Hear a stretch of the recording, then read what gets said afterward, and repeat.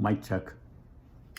Hi, so my name is Amir and I'm going to talk to you about how we need to rethink urbanization. The trend today is that cities are getting larger and larger, and small rural towns are being taken over and farms are being taken over as the city expands.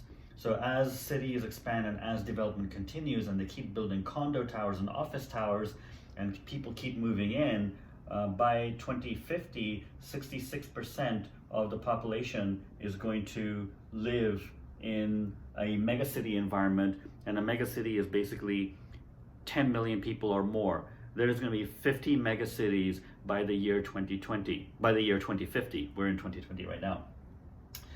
And so what the implication for that is, the other thing is that the more people that move into the megacities in these very dense environments, they're also going to begin to start consuming more and more of the world's resources. And by that time, they'll be consuming over 97% of the world's resources.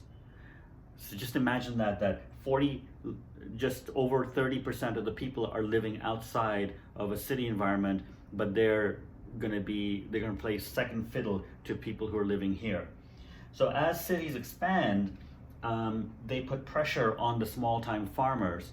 And as they put pressure on the small-time farmers to produce more and more for less and less, the big corporate farms begin to move in and begin to expand as the megacity expands.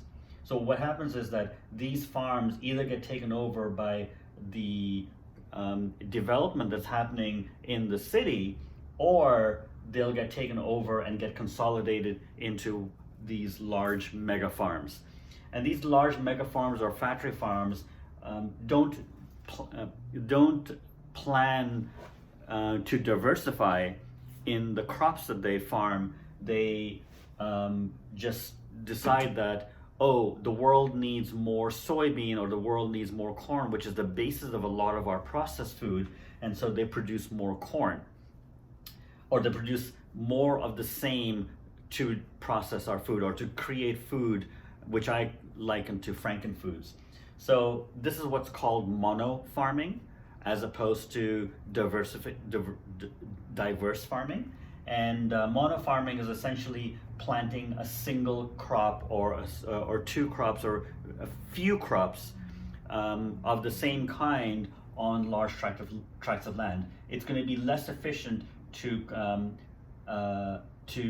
plant different types of crops here. Then you'll need more human resources. And so what they do is they go after just one. So as these get bigger, they put the pressure on there. And this guy over here, this is my attempt at a farmer, looks kind of like a scarecrow, but he's a farmer and he's under pressure to keep his prices as low as possible, but they can't keep prices as low as possible because the land prices are going up, and that's putting pressure on this guy. And then these food items are being sold cheaply, undercutting the organic farmer, and the organic farmer has no choice but to either try and outlast them somehow, or take on more debt, or they end up folding. 100 years ago, there were over 6 million farms in the United States. Today, there's only just over 2 million farms.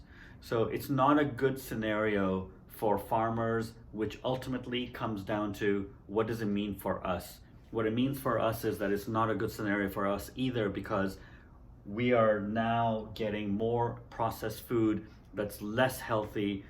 The better healthy food is going to come out of a farm that practices regenerative agriculture. And if we don't practice regenerative agriculture, we're going to lose the diversity or the biodiversity of the foods that we're eating. And that's ultimately going to lead to more people getting sick and demise of large swaths of population, if not every one of us.